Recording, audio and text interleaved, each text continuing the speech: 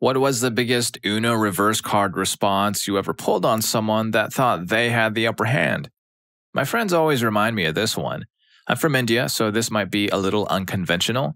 This happened about 2 years ago. I was in 11th grade. We had a substitute teacher come in for one period. She was kind of a nightmare, and I was new in this school too. So she comes in and does her BS, then tells us to just study or read whatever we want. I was bored out of my mind and was reading the preface of a textbook. She walks by me and with a tone asks me, "What are you reading?" I, with a deadpan face, reply, "The preface." She thought I was showing attitude and gave me a lecture about how it's not a very good idea to disrespect her. I calmly tell her that I meant no disrespect and I can't be held responsible for what she thinks. She obviously thinks I'm sea lioning and walks away telling me I'm not very bright and I'm not going to survive in this school. After a couple of minutes, she asks somebody in the front who was the first rank in our class and he points to me. She doesn't believe it, so to be sure, she asks loudly for the first rank holder in the class to stand up. I do. An uncontrollable smirk forms on my face as I see her completely despising me. My friends are trying so hard not to laugh. She storms out of the class when the period's only halfway through.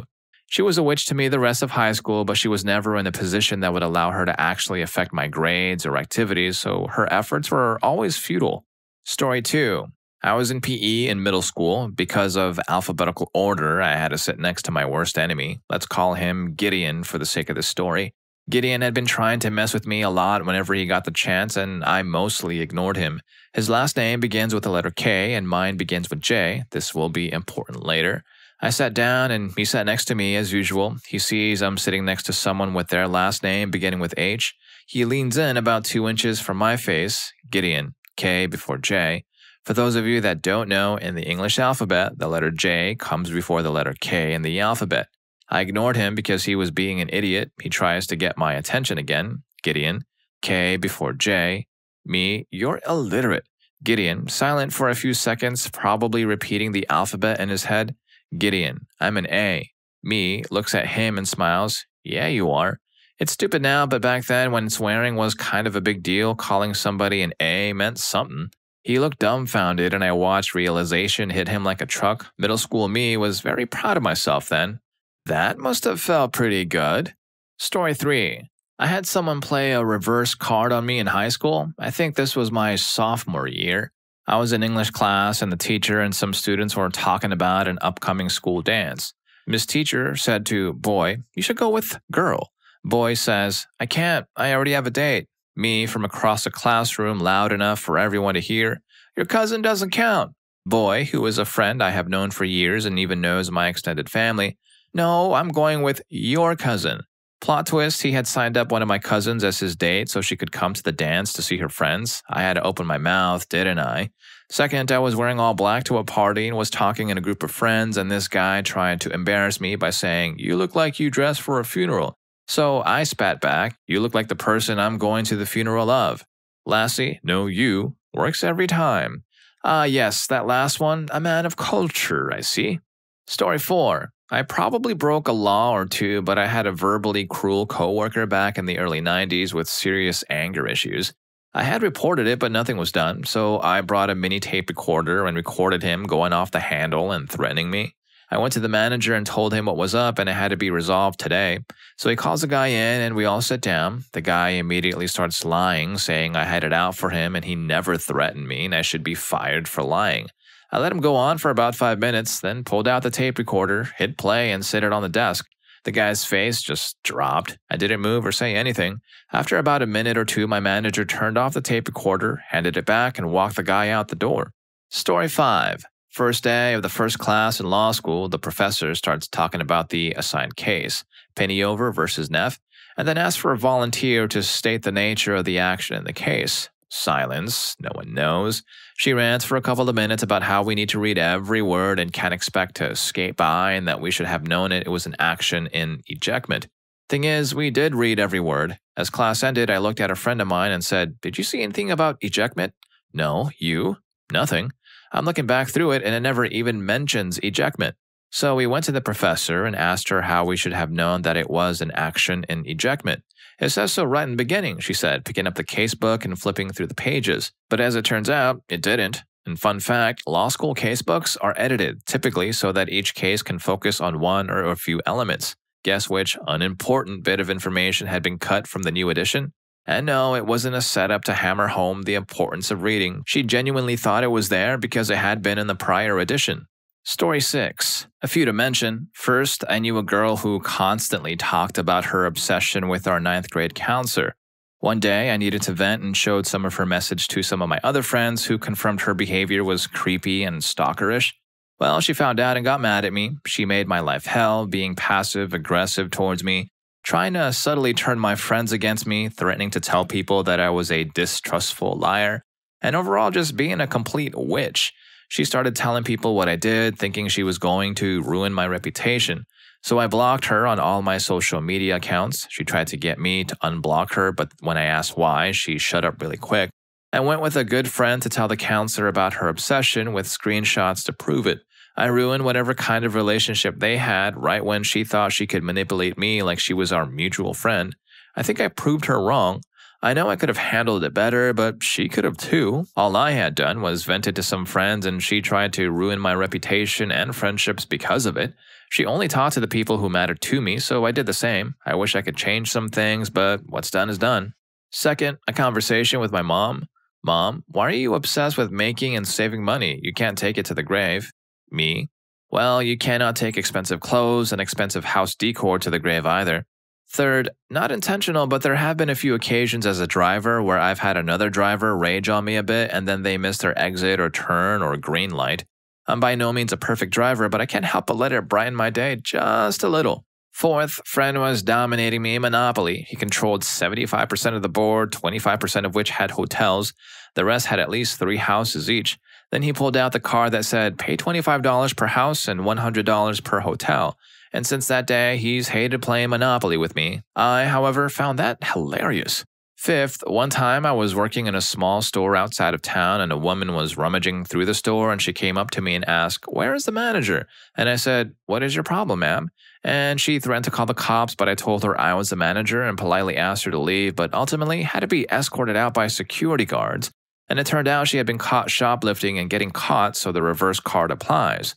Story 7. I worked at an independent check cashing booth in a native casino, and one night after a Holly Holmes title fight, back when she was a boxer, a bunch of the fighters came up to the booth to get their checks cashed. We had a hard 7% per check fee no matter what, but all the fighters didn't want to pay. I called the manager and she called corporate and the word came down that I had to charge. The fighters got pretty pissed and went to the general manager of the casino and he came down to talk to me. I told him I didn't have a choice and that I had to charge them. He then threatened to fire me. I informed him I didn't work for him, so he started yelling at me, telling me he was going to get the booth shut down.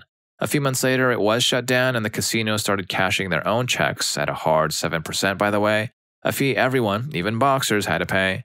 At this point, I'm out of a job and I try my luck applying to the casino and I get the job. After working there a couple of months, the GM walks into my area and recognizes me. He is pretty pissed and tells me that it was my last day at work. Don't even bother bringing back my uniforms. I'm working graveyard 4 days a week, 10-hour shifts. He fires me on Monday morning right before my weekend.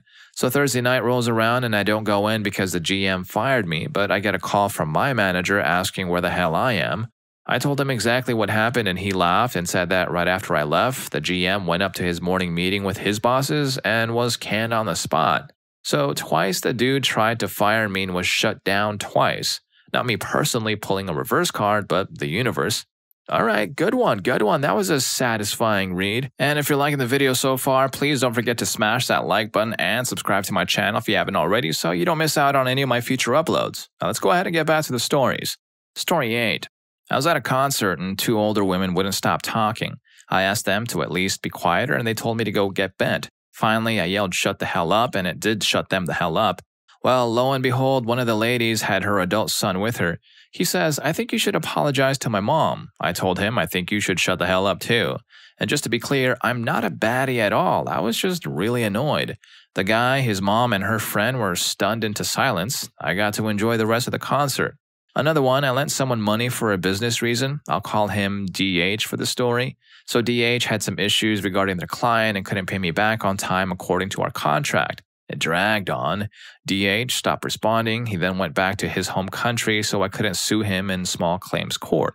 However, I found out DH's dad still lived near me, so I told his dad what his son had done. His father paid me back in full, said he'd get the money from his son later. I wish I could have been there when DH's dad asked him about this. Story 9. I have 2. First one, I was in trouble at school for allegedly hitting a kid that I didn't like. They tried to expel me at the meeting. They laid out the witnesses, all kids who did not like me since I was trapped in the middle between the poor kids and the rich kids. Extremely wealthy family, but we didn't get the money the cousins got from the older generations.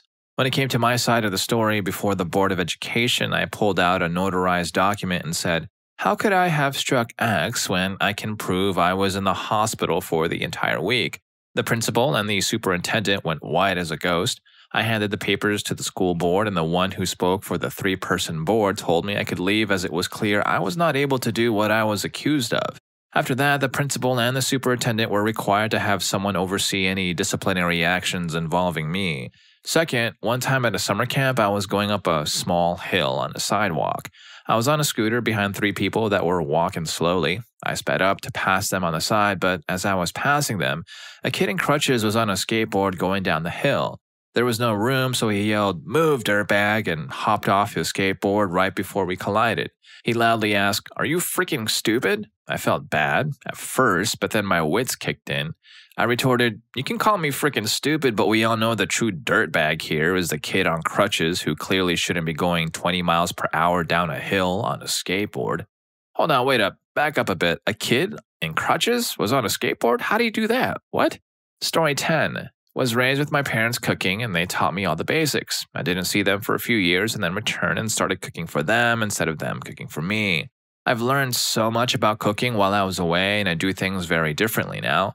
Half of my conversation with them is being asked why I'm not using butter or why I'm using a stock cube, and then me having to give a lengthy explanation on why they're wrong and why my method is right. This also turns out nicely, though. They crave a chocolate smoothie or apple pie but don't want to leave the house for it, so I make it from scratch for them.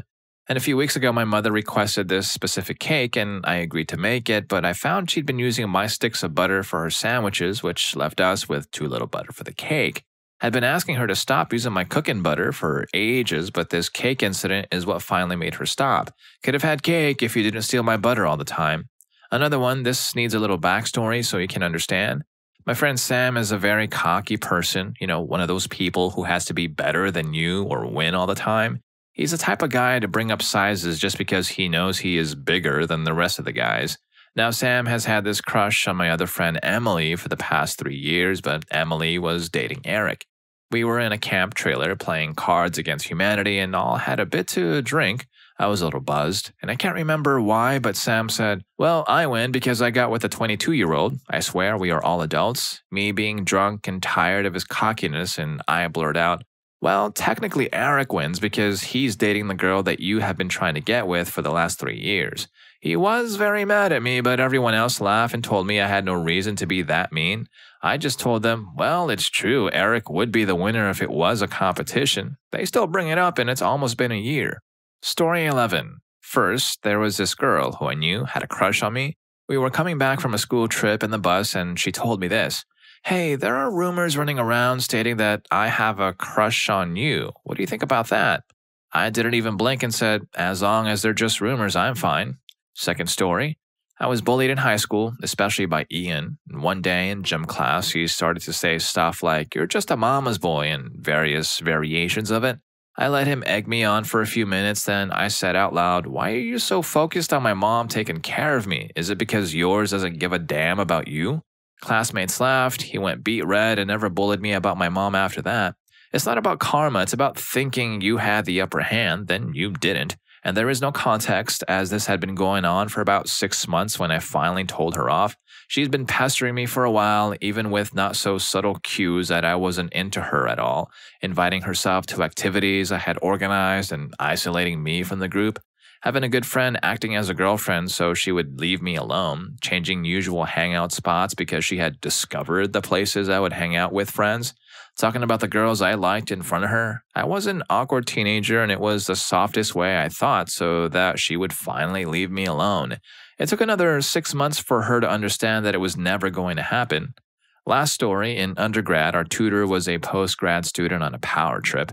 Unusual number of students failed her tutorials because of her rules.